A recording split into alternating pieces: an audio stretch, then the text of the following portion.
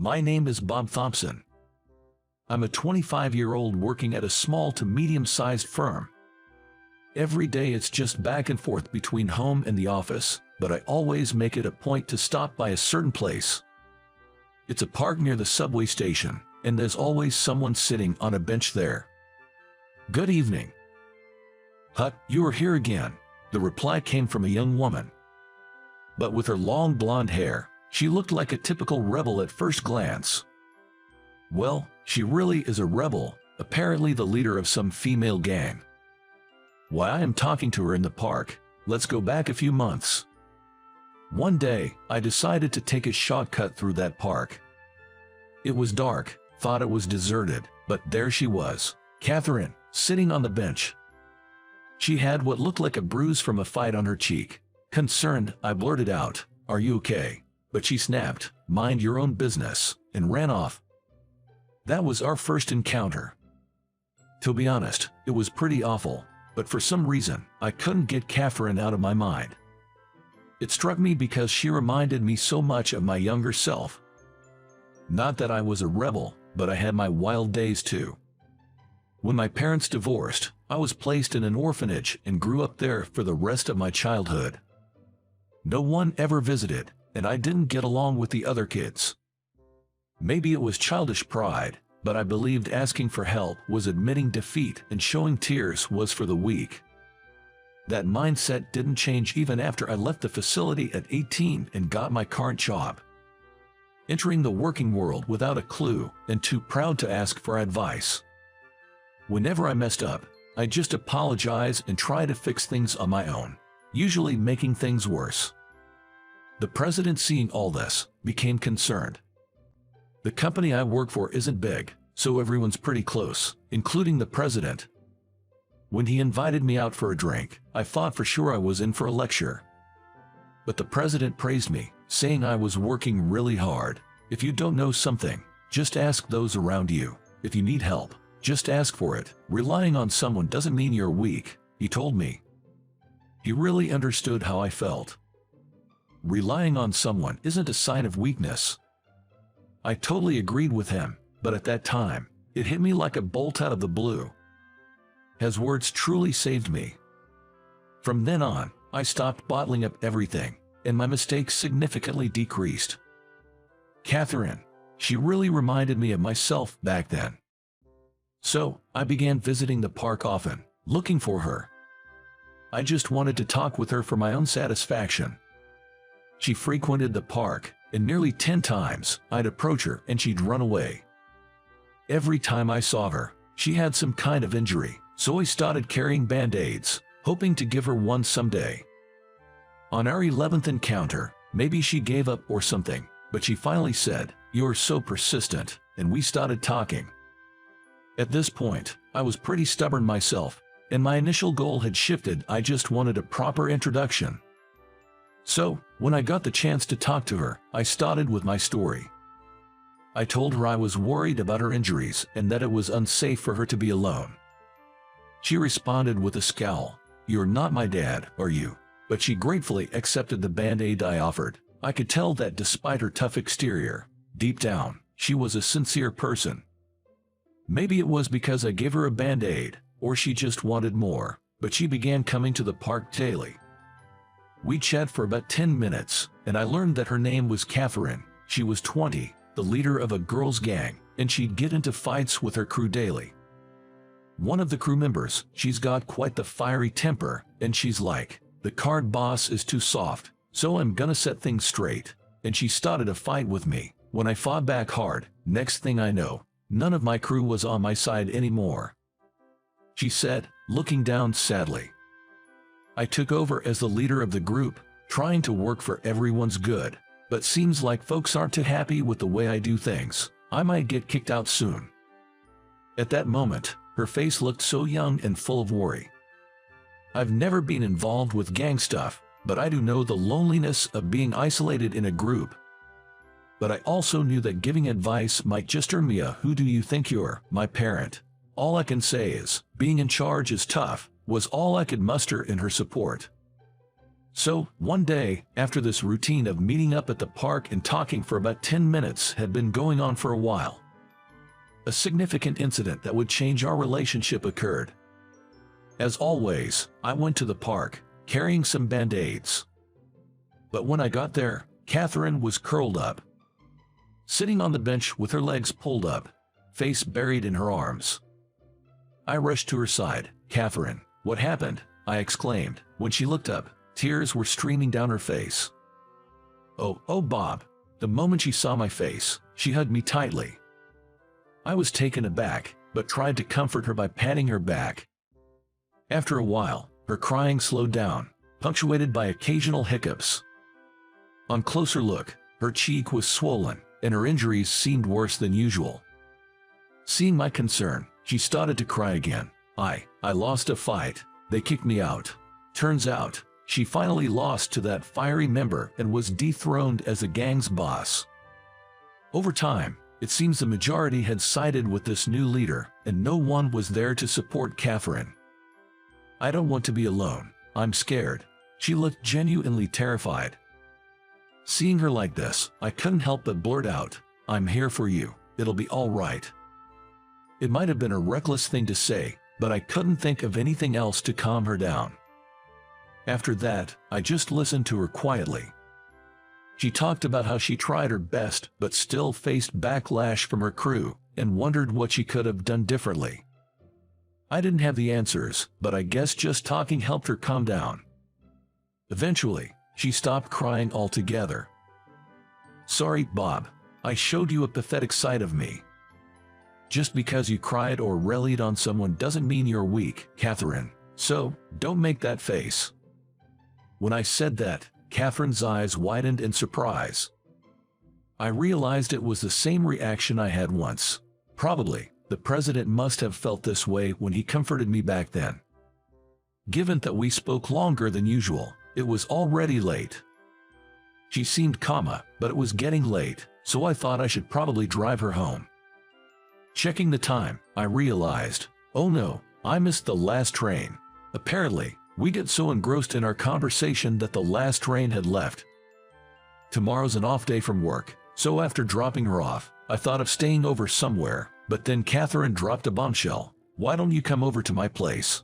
Even if she's 20, I thought it was a bit much to go inside her house. However, Catherine said, "If you're dropping me off, it's fine, right? You won't do anything weird, will you?" I assured her I had no ill intentions. The more I would have denied it, the guiltier I might have seemed, so I gratefully accepted her offer. She lived in a small apartment. Apparently, she used to live with her dad, but they don't get along anymore, so she lives alone now. "Thanks for having me." "Sure, come on in." And like that, I ended up in her room, which was quite unexpected in many ways. There were frilly cushions, pink curtains, and loads of cute stuffed animals. The whole room had a very lovely feel to it. "You have a cute room." "Hut, isn't everyone's room like this?" Seeing my surprised expression, Catherine too seemed taken aback. It seemed she thought her room was pretty standard. "I guess most are, but yours is on the cuter side." It wasn't meant in a bad way, but she seemed to have a reaction to the word cute and said, "Cute? I thought this was normal. Give me a break. This is my first time having someone over." Her face turned beet red with embarrassment. Seeing her like that made me wonder if maybe her regular clothes and underwear were on the cute side too, and my suspicions were confirmed. A quick glance revealed laundry with cute frilly underwear hanging out to dry. She noticed too and hastily shut the curtains. "You weren't supposed to see that." "Hey, that wasn't on purpose." With her face turning bright red, Catherine began playfully smacking me, and I had no defense. The next day, turns out, we ended up sleeping until noon. That's because, after our previous chat, Catherine suddenly wanted to watch a horse show she had come across. She was screaming out of fear, and we both were laughing and joking around. Turns out, she wanted to watch horse shows but was too scared to watch them alone. A shocking revelation. In fact, her DVR was full of unwatched horse shows she had recorded. "Just one more, please. Just one more, okay? Last one, I promise. Like this, we ended up binge watching almost 10 of the horror shows she had recorded. Even when I suggested we call it a night, Catherine was insatiable, and we continued until dawn. It's been a while since I had this much fun with someone, maybe since I left my folks' house. Waking up in the afternoon, Catherine said that with a somber tone. Feeling for her, I suggested, why not go back home for a visit? From what I heard, aside from being work-focused and often neglecting Catherine, her dad was a pretty regular guy.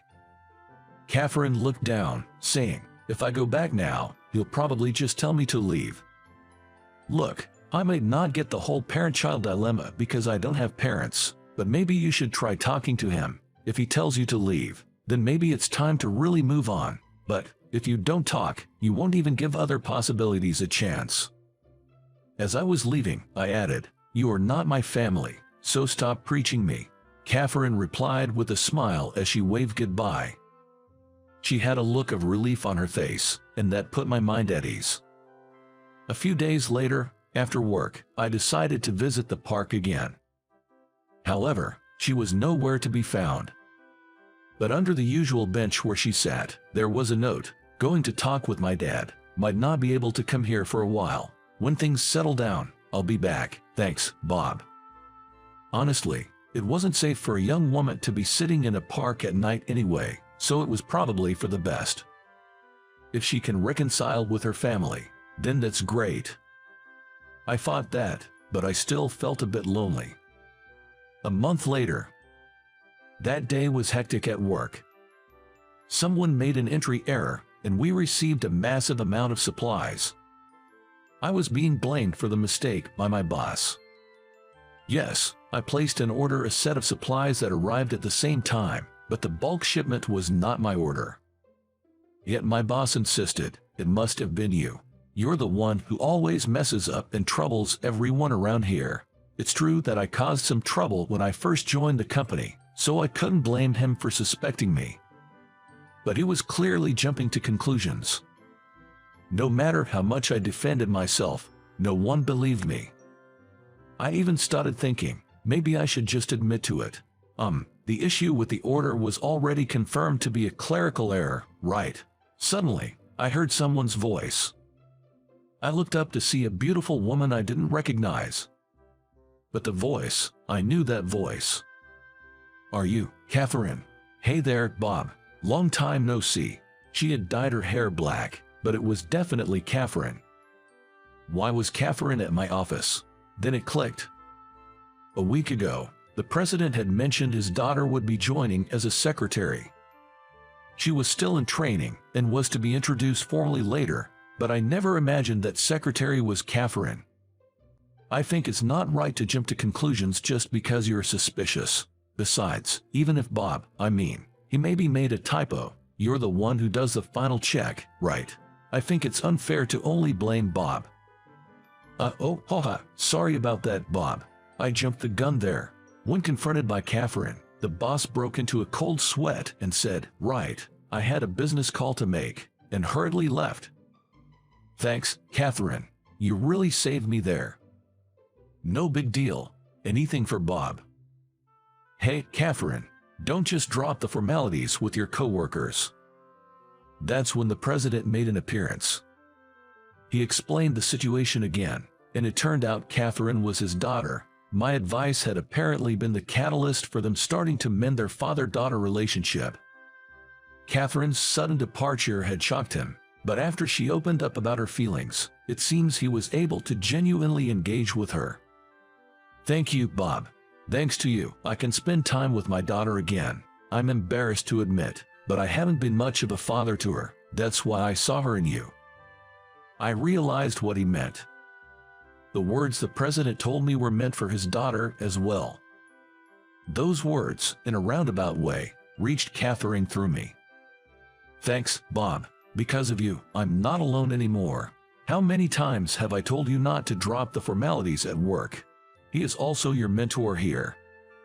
Chiding Catherine, the president turned to me.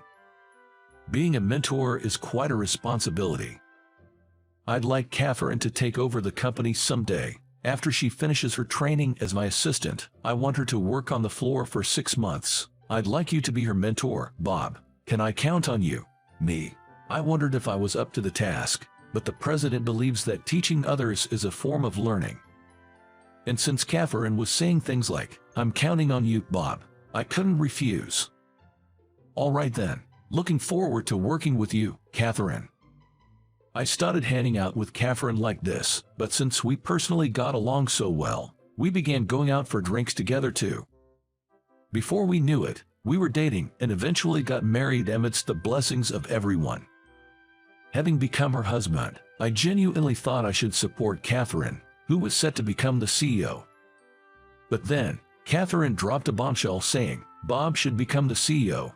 I'm more suited to be a secretary." Suddenly, I was the candidate for the CEO, getting all the know-how drilled into me by the current president, or should I say, my father-in-law. Honestly, it's exhausting every day, but if I can repay the man who changed my life, it's a small price to pay. The president, or rather my father-in-law, always tells me with a big smile, "I'm so glad you became my son-in-law," and he guides me rigorously. Time flies, and before I realized, 5 years had passed.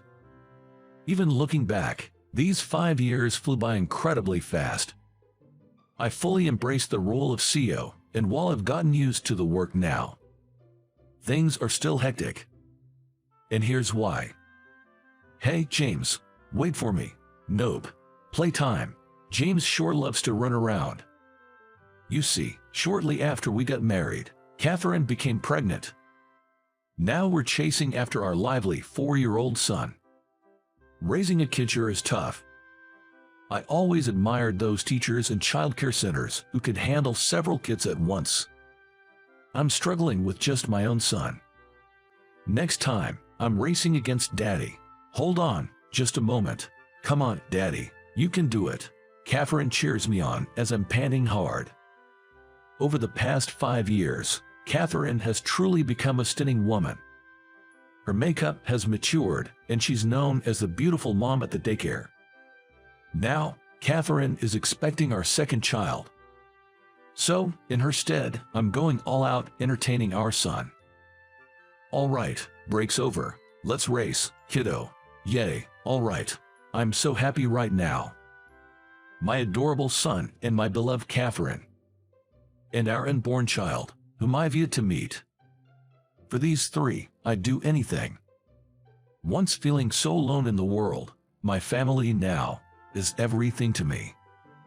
I'm determined to make them the happiest they can be. That's the goal I've set for myself in life. But first, I've got to be a playmate for the little guy right in front of me. Waving to my son, I run around the park's grassy field with him.